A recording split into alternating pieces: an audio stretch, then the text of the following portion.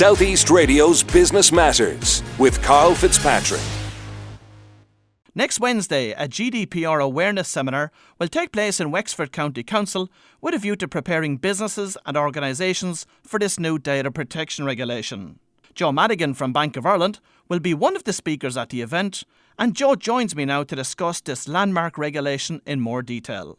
Joe, what is GDPR and why is there so much importance being placed on it? GDPR stands for General Data Protection Regulation. Sounds a bit highfalutin, but in essence, it's the new EU-wide regulation that comes into effect on May the 25th this year, and it impacts any organisation, be that for-profit or not-for-profit, that collects, stores or processes any personal data for EU citizens. And why did Europe feel it important to do this?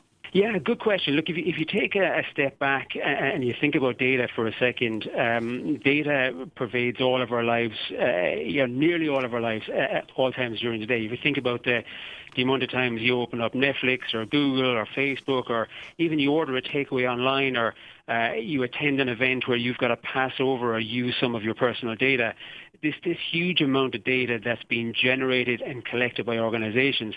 The reality is that data is ours. When we do something with it, it's still ours.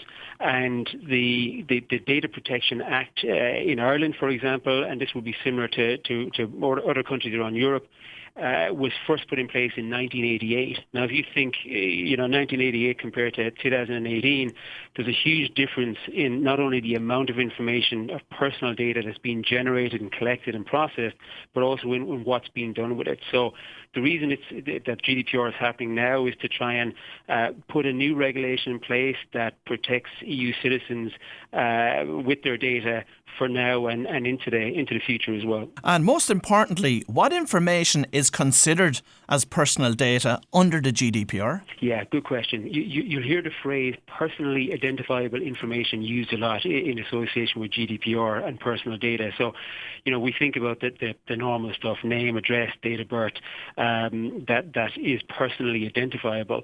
Your car registration is. But then other things like there's classification of special data like your medical history, your political affiliation, things like that. Your IP address, when you log into the internet, be it on your smartphone or your computer or whatever device, you have an IP address that's associated with your log on to the internet. That's a piece of personally identifiable information. So it's any piece of data in and of itself, or in combination with another piece of data that can identify the individual. That's classified as personal data under GDPR. Now, given the additional data protection requirements that GDPR will place on companies, do you see a need for companies to recruit additional personnel or even to commit some of their existing personnel to ensure compliance with this regulation? Difficult question to answer because the GDPR is a principles-based regulation, and so each and every organisation has to take it, understand it, and apply it then to their own specific needs or the specific obligations that they have. But the second part of your question is certainly true. All organisations will need to commit some of their existing resource to looking at GDPR and becoming compliant and remaining compliant. Whether they'll need to hire additional resource or not will depend on how much work is to be done. The likelihood is that there will be some additional resource, but that might come in the form of a solicitor bringing specialist advice, or it might come in the form of some sort of project management if you've got a project that you need to put in place or you have in place already to becoming compliant. So it'll just have to be teased out for each and every organisation for their own particular needs. And Joe, inform us about some of the penalties which may be imposed on organisations that are found to be non-compliant with GDPR. Yeah, there's a couple of different things that you can look at with respect to what we call penalties. The most obvious ones are sort of the stick that's been put in place with GDPR, and that's two scales of fine. So there's the first scale is up to, and it's the larger of, either 10 million or 2% of global turnover. or the next scale is up to 20 million or 4% of global turnover. So it's the bigger one of those figures that would be considered a maximum fine. Now, that's a scale. The first range I spoke about, the 10 million, 2%, is for first instances or less serious instances. And look, it's a scale that the Data Protection Commissioner in Ireland or the Data Protection Authority in any jurisdiction will apply. I would imagine on a scale basis. But if you've got multiple offences or more serious breaches, you're looking at the second scale. But it's not just that. It's not just those fines. There's also the potential under GDPR for EU citizens to take their case to the courts.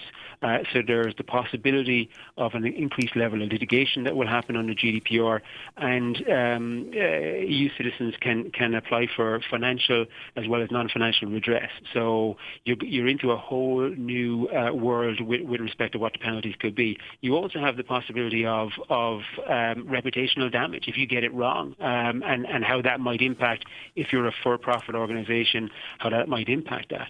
But it's worth calling out as well that it's not all doom and gloom. It's not all about the penalties or the stick, as I called it, because you can also look at the opportunity for competitive advantage here.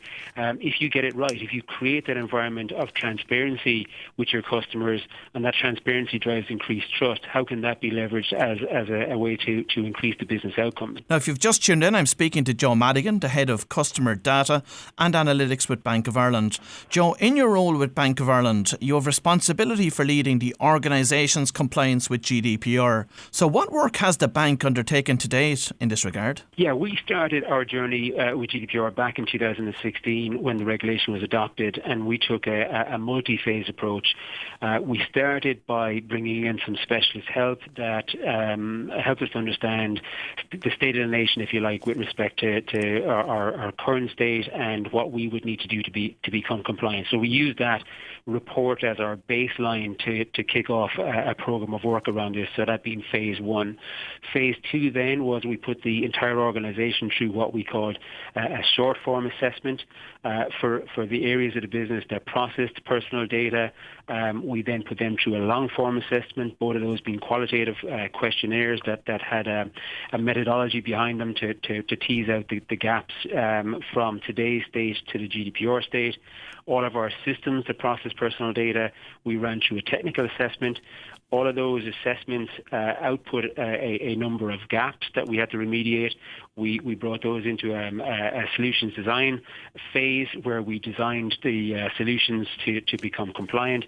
And since the end of last year, we've been into the implementation phase, phase 4, and we'll run the implementation phase right up to May this year to get everything right. We do see a fifth phase from what I've called out 4 so far.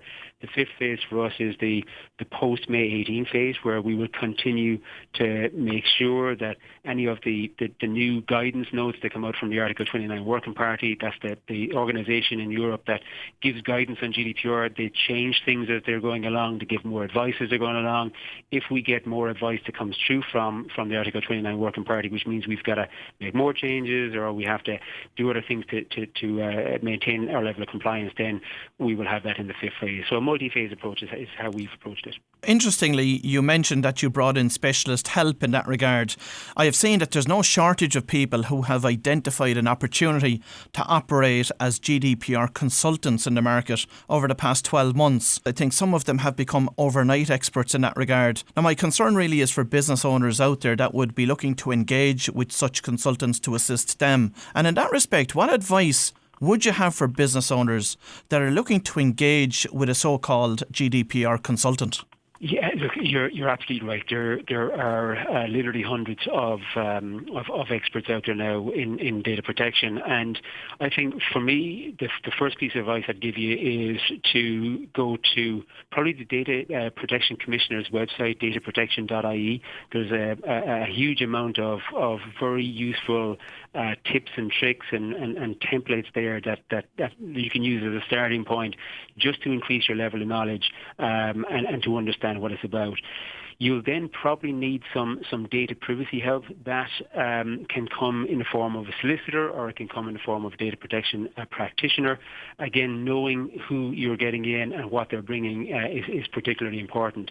I'd say beyond that, it's knowing how compliant you are with today's Data Protection Act, using then the expertise, the external expertise, if you need to bring that in, to help you, as we did, understand the gaps at a high level to GDPR, and then creating the plan to become compliant. Now, we're coming to the end of January now.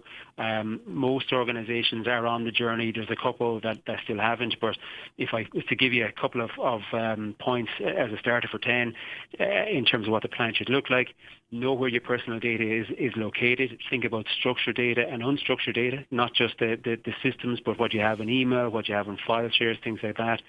Understand your third-party contracts. What do you outsource to other parties to process data for you? And again, it's kind of easy to think about this in the context of large multinational companies, but even small companies who outsource, their accounts receivable or accounts payable, they're passing personal data to a third party to process on their behalf. Think about your third-party contracts. Understand your legal grounds for holding the personal data. Why do you have it? Do you have the consent to have it and to use it? If you don't, get rid of it. And then there's this continual process improvement and education of staff, so that probably the biggest potential for problems in this area is that you haven't trained all of your staff as to what the new requirements are, how they need to act, how they need to collect, store and process personal data going forward. And as I mentioned at the start of the interview, a GDPR awareness seminar will be held in Wexford County Council next Wednesday. What can you tell us about this event, Joe? So an event organised by the Council, we're supporting it from Bank of Ireland, the Leo is supporting, as you mentioned earlier on. There are 3 speakers. It's a short enough seminar from 12 p.m. to 2 p.m. I understand this morning they've moved it to a slightly larger room within the County Council building, given the demand for attendance, given the amount of interest that's been shown in it. But there are 3 speakers, of which I'm one. You'll also have Dave Conway from DCM Learning, who will give an overview on GDPR and give some tips and tricks. I'll talk about the Bank of Ireland journey and throw in as much help as I can. And then you also have the CTO from Sonru, Chris Horn, will be there giving the perspective of Sonru and what their journey to GDPR compliance will look like. Southeast Radio's Business Matters with Karl Fitzpatrick.